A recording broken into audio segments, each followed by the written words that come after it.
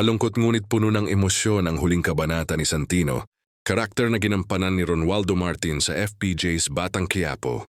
Matapos ang matinding mga pangyayari sa serye, nagpaalam na si Santino na tila kahalintulad ng kapalaran ng kanyang kapatid na si David, na mas nauna nang nagwakas ang kanyang storyline. Ting pag-alis na ng karakter ay nagdulot ng kalungkutan sa maraming manonood, lalo na sa mga humanga sa tapang at katapatan ni Santino sa kanyang pamilya. Bago tuluyang nagpaalam, nagkaroon ng pagkakataon na magkaayos si Santino kay Tanggol, isa sa pinakamahalagang karakter sa kanyang buhay.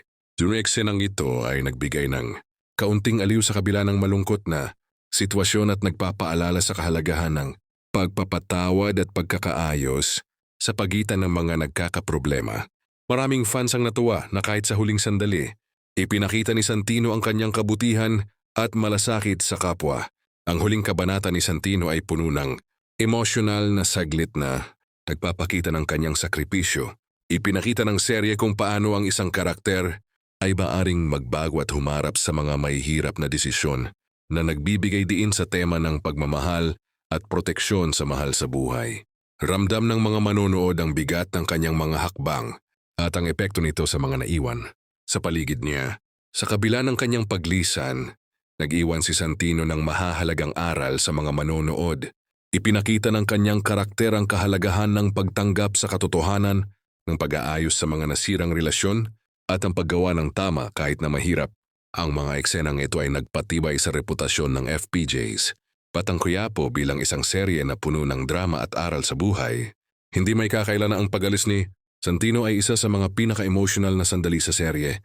Fuersan mga tagahanga, three-way fakalatin upang pahalagahan ang bawat karakter at ang kanilang pinagdadaanan. Ang kanyang kwento ay nagbigay ng closure sa ilang mahahalagang subplot at nagpaalala sa viewers na sa kabila ng lahat, mayroong pag-asa at pagkakaayos sa huli. Sa kabuuan, ang pag-alis ni Santino ay hindi lamang pagtatapos ng isang karakter, kundi isang mahalagang bahagi ng FPJs, Batang Quiapo na nagturo ng leksyon sa pamilya, sakripisyo, at pagpapatawad. Kahit malungkot, ang kanyang huling kabanata ay siguradong mananatiling tandaan ng maraming manonood bilang isa sa mga pinaka-emosyonal at makabuluhang eksena sa serye.